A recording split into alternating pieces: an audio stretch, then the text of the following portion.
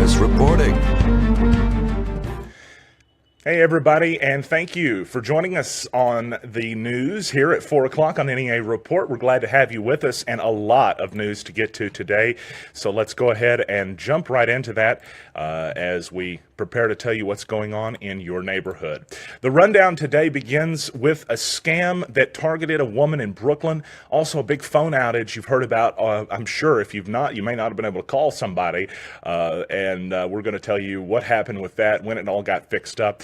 The 5-day weather forecast we've got for you, and you're going to like it. Some new looks, some new graphics for that. A burglary in Jonesboro targeted a woman that ended up coming home to find a very expensive ring and a bunch of other stuff gone, and she was out of her house just for a few hours. Really crazy. The Blanket Brigade event is concluding tomorrow. There's just a short time left in this, and we're going to tell you about how that we've got to all act quickly now, in the next 24 hours at least, if we want to help out with that. Plus a Christmas fiesta and a whole lot more right here on the NEA Report. So thanks, everybody. Again, we're glad to have you in with us today. We're bringing you a scam alert to start the newscast out with. This one actually happened in Northeast Arkansas. A Brooklyn woman fell victim to this scam, and we don't want that to happen. I mean, we didn't, you hate to see this situation as it is, but you want to avoid it in the future. So let's tell you what happened here. The report was actually just made available to us today, but it actually was made with Craighead County Sheriff's Office on Friday at about 3:30 when a 74-year-old victim came into the Craighead County Sheriff's Office and reported what was going on, what had happened to her. She said she had gotten a phone call from somebody claiming to be Publishers Clearinghouse. You know those commercials that air on TV, those Publishers Clearinghouse commercials where they show up and they tell you, hey, you could sign up, you could win $1 million. We'll show up and give you $4,000 for life. And you sign up and you get junk mail for life, right? That's the stuff that we're talking about here. Well, what happened was, it wasn't actually Publishers Clearinghouse. It was somebody that was pretending to be. And the key to this is that the suspect said that the woman, the victim, needed to send $500 in order to get her prize. Wiring money was the key there. She did it. Unfortunately, wired the money via Western Union, the fastest way to send money or get scammed worldwide. A short time later, the woman received another phone call from the same subject. Once they realize they can get money from you, they have a really good chance of being able to get money again. And they did. They called her back. She sent another $355, $855 total lost in the scam. That's when she started realizing this may not be what I thought, and she contacted the sheriff's department. She contacted the sheriff's department and they investigated, but the problem with these, they're very hard to track down the suspect because the suspect could really be anywhere. So if something could happen on the more unlikely side and they find the suspect, he could face felony charges, he or she, a felony financial identity fraud charge. If you have any information that may be of assistance, this is a long shot, but call 935-STOP. That's 870-935-STOP.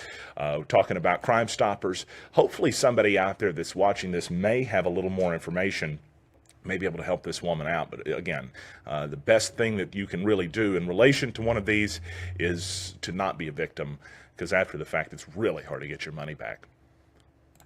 Well, Ritter Communications confirmed to NEA Report today that a phone outage struck our area, but a lot of people were telling us about it before we heard about it from them.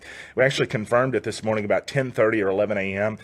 The problems were being worked on at that time. Now, we saw a social media post by Ritter that they made around 12:20ish, 12:20, like right after noon. They said that things had been fixed and they believed that all the problems had been solved. But this actually affected several cities. White County's 911 dispatch center had reported that they were having issues with their in-house phone lines. And to get them, you had to call 911. That was the only way. The Wynn Police Department also said city departments were experiencing trouble as well this morning, but they got that fixed. That was all resolved around 12:30, but nonetheless, it did cause quite a headache for several people operating in the area.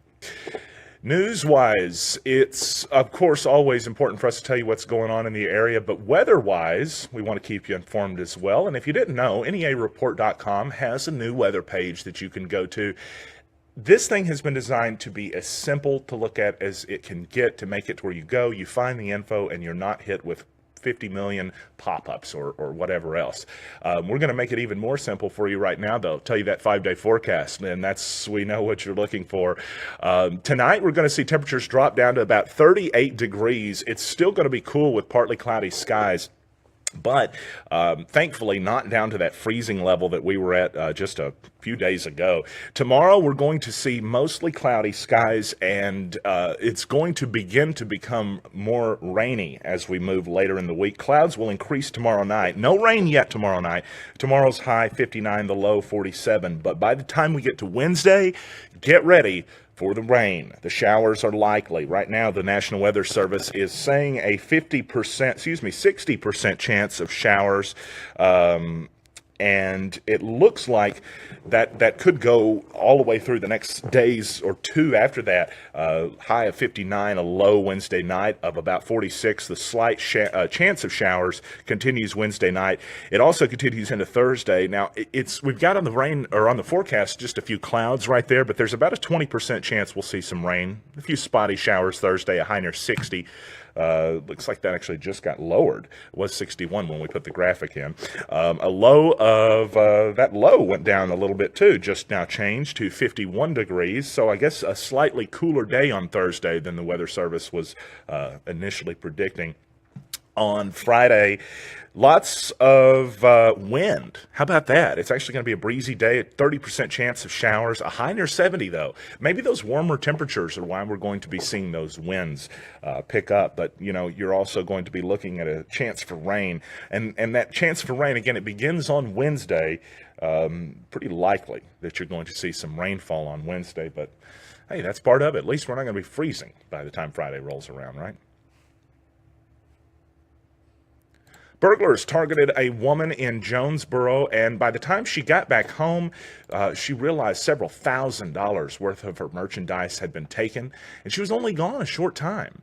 It's really a wild story. Maybe somebody out there that can help will see this. The woman was burglarized after leaving her home for just about 4 hours on Saturday. Happened at the 700 block of Vine Street. A $2,000 ring was stolen. Let me see if I can actually get the description of this, because it was described as a yellow gold ring, yellow gold band with 3 diamond stones. But it wasn't the only thing stolen. A 65-inch Vizio flat screen TV was also taken, valued at $1,200. Then you've got a lot of the ladies out there are going to know about this. The Chi hair dryer and the Chi hair straightener. A red Chi hair dryer and a blue Chi hair straightener, each valued at $200, stolen, and a purple HP laptop. The neighbors didn't see anything, but unfortunately, that doesn't mean that somebody else did not and could potentially speak up, and we hope that they maybe will. If you are watching this and you have any information, if you've seen somebody come in with a 65-inch flat screen TV that's Vizio brand, and you're wondering where they got it and where they got the red Chi hair dryer and where they got the blue Chi hair straightener and that purple HP laptop, call Crime Stoppers. You may be the reason that you take a criminal off of the streets. 870-935-STOP. That's 870-935-7867. That works in Craighead County and in Jonesboro, and tips can be anonymous. You don't have to give your name just to help make a difference in your community. Well, a lot more news to get to here on NEA Report, so don't go anywhere. We will have more coming up for you in just a short time after the break, so stick around. Call Acme Pest Management and get a handle on the pest that may be moving to your neighborhood. Acme offers termite, pest, and mosquito control with year-round protection to keep your home or business pest-free. For termites, Acme utilizes Termidor, America's #1 termite defense product. We provide general pest control on varying schedules based on your pest problem and mosquito misting and larvicide services to give you back your yard. Rid your home of all pests. Call Acme Pest Management today for a free inspection and estimate.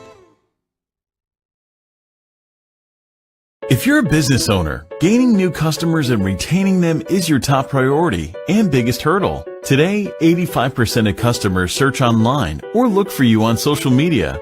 Do you have an effective strategy to reach them? At Ace One, we will customize a digital marketing strategy comprising of social media, web, and video marketing that fits your budget.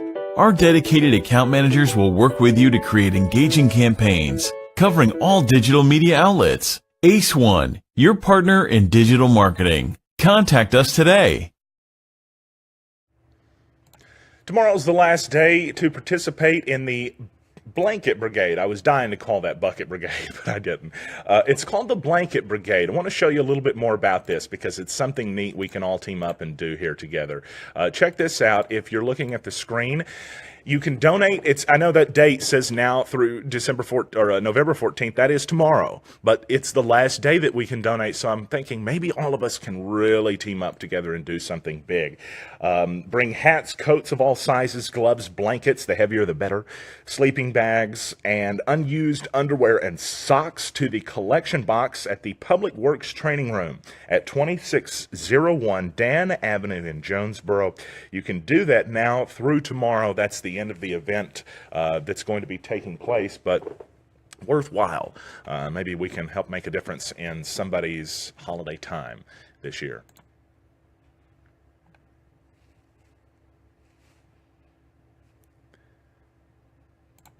How about this? A different take on Christmas. Let's talk about a fiesta-style Christmas. I love the sound of that. What about this? That's the Blanket Brigade. We're not telling you about that again. Here's what we're telling you about. That's the graphic. The Fiesta Holiday Goodies and Gifts. It's actually an event that's going to be going on. It's going to begin tomorrow. It's going to run through Wednesday. This is happening at the St. Bernard's Auditorium. It's a holiday event with a Hispanic twist. Let's tell you a little bit about some of the stuff that you can see going on now at the St. Bernard's Auditorium. For those who don't know, 505 East Washington Avenue on November 14th. That would be Tuesday, tomorrow. You'll be able to grab supper with a taco salad from 6 until 8 p.m. While you browse around at some of the gift booths. And November 15th on Wednesday from 7 a.m. until 4 p.m. all day. You can get in there and check out the gift booths that feature St. Bernard's Auxiliary Gift Shop, Gearhead Outfitters, Peachy and Blue, Running Threads Embroidery, and yes, on-site embroidery is available, Marlowe and Fitz, Cabin Dreamworks, and more. The flyer that we have, I guess this is for St. Bernard's employees, says that St. Bernard's payroll deduction is available, but that's going on tomorrow and the next day at the St. Bernard's Auditorium, and that, of course, is in Jonesboro. Well, a big set of job fairs are actually planned this week, and we want to let you know about those. It's actually Pico Foods, our friends in Randolph County. Here's where it's going to be happening on tomorrow, Tuesday, the 14th, from noon until 6 p.m. at Black River Technical College. For those who don't know, that's 1410 Highway 304 East. I mean, if you've been to Pocahontas, you should know where BRTC is. On Thursday, November 16th in Walnut Ridge at the Community Room in the library. This is also from noon until 6 p.m. Several other job fairs are actually planned from Pico Foods that's going to be taking place later this month, including next week and then the week after. If you want more information on those, just go to neareport.com. There's a search box in the upper right corner of the website. You can type in Pico, that's it, P-E-C-O, and you'll be able to find all the details about these upcoming job fairs. Some great opportunities to work with a fantastic group of folks there in Randolph County. Well, speaking of a fantastic group of people, our friends at Williams Baptist College, soon to be Williams Baptist University, will say goodbye to Dr. Tom Jones this week. Dr. Jones is getting set to move on to, we'll say, bigger and better things, but in maybe his heart, he'll never view it that way. I'm sure he still looks at Williams as his fond home here, as so many others do, and a reception will honor Dr. Tom and Gail Jones on Thursday at Williams Baptist College. The drop-in reception will run from 2:30 to 4:30 in the Swaim Administration Building Rotunda. He's the 6th president in the institution's 76-year history, and he's been at Williams for, goodness, he's been since 2012. Jones announced last month he will leave Williams later this year for a position in California. He's going to be serving with the California Baptist Foundation, which raises and manages financial resources for the California Southern Baptists. The foundation manages over $100 million for Baptists and their ministries. The public's invited to attend that drop-in reception there, and that is happening that's happening on Thursday from 2:30 to 4:30 p.m. at Williams Baptist College. While I was reading that story, some breaking news just showing up here, and as we've mentioned before, we will bring breaking news to you live as it happens. I don't know if you can see this photo or not, but flames showing from a house. It looks like Harrisburg. I'm going to confirm this. One of my sources, he sent this to me. So we're going to literally, as we're speaking here, text him back and see if we can find out. That's a significant house fire. But it looks like, just breaking news, Central Fire Department has been paged to a structure fire. It's confirmed. Looks like Harrisburg and Central Fire Department's on the scene. That has to be in Harrisburg, but we're going to find out here in just a short time from our source at the scene who has let us know of breaking news. We'll come back to that in just a second. Hopefully we can get more information about that. We've told you before, when breaking news happens, we'll bring it to you. We'll bring it to you live. All right, so back to these news that we were telling you about. A rural fire program has provided nearly $100,000 in equipment to firefighters recently. This release just came from the Arkansas Forestry Commission's Rural Fire Program, which said that they provided $94,566 in equipment to firefighters at the annual Rural Fire Show event on October 27th. A crowd of 558 attended from 141 departments across Arkansas, a lot of which are in northeast Arkansas. And you can find out more information if you go to neareport.com. Back to that breaking news information that I'm getting here from a firefighter that's actually at the scene.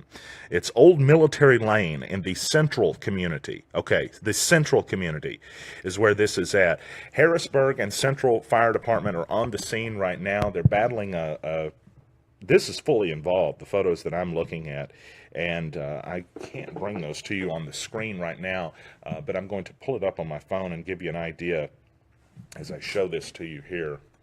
You can see the flames on the phone. Gives you kind of an idea of how bad this is. I haven't had a chance to move this photo from my phone into the system because it's literally coming in breaking right now as we're talking live here. But this is the Old Military Lane in the Central community. Gosh, I'm seeing a child's play truck out in the front yard of that, so that's just a scary situation. Smoke and flames coming out of the structure. It looks like, again, that's in the Central community. Harrisburg Fire and Central Fire Departments are responding to that right now. That is breaking news, literally happening right here as we speak. Okay, so some more information on the national news, and we're going to be coming back to that breaking news story here in just a short time. More information on this national story about the Alabama Republican Senate candidate Roy Moore. His latest sexual misconduct accuser was actually not only, and this happened during a press conference this afternoon, she not only states that she was 16 years old when he allegedly attempted to rape her in a vehicle parked near a dumpster, but she produced a yearbook where Roy Moore signed it. She has a yearbook with his signature in it. The signature wrote, "To a sweeter, more beautiful girl, I could not say Merry Christmas. Christmas 1977. Love, Roy Moore. D.A." So there's news about that. And in the theme of that, Senate Republicans and other Republicans nationwide have come out and really left this guy behind. Now, the Senate GOP leader has said that the Senate should vote to expel Roy Moore if he wins the race to become Alabama's next U.S. Senator. The National Republican Senatorial Committee Chair, Senator Cory Gardner, said that in a statement today. For those who don't know, the National Republican Senatorial Committee, those national committees are in essence the element of the national party that will control everything that takes place on the local level that they can. They try to steer your message. They try to make sure that you're following party guidelines. I know this because when I worked for a congressional campaign, the congressional equivalent of that did the same thing for our campaign. For them to split with an active candidate is an extraordinary thing. It's not something that you see very often, especially considering that that seat has a very big chance to go liberal, to go Democrat in the election, now considering that. it wasn't just that, and I'm only seeing for some reason that on this website, but it was also Mitch McConnell that came out today that shocked many people. For those obviously aware of the Senate Majority Leader Mitch McConnell's long tenure, he came out today and said he believed the girl. It was at the time just one female accuser on Roy Moore that he was referencing. We now have seen this news since then has come out, and he's not been interviewed since then. We'll keep following that story. It actually had inspired quite a weird situation. For those who follow Sean Hannity got in some trouble because he made the statement regarding the 14-year-old accuser that the alleged situation that took place between Moore and the 14-year-old, Hannity called it consensual. Well, there's no such thing. You can't have consensual sex with an underage person. That's considered rape. Even if the person agrees and you don't understand how that works, it's statutory rape. Hannity got into some serious hot water with a few of his advertisers in regard to that, and Keurig, the maker of the coffee makers that do the single cup coffee makers, they pulled ads evidently, and then did that make people mad at Keurig? The story today was people were destroying their Keurig coffee makers because of Keurig's decision to pull ads from Sean Hannity's Fox News show. Wild time, really, a wild situation. Still waiting for updates on the news from the Central community. We've not gotten any new information.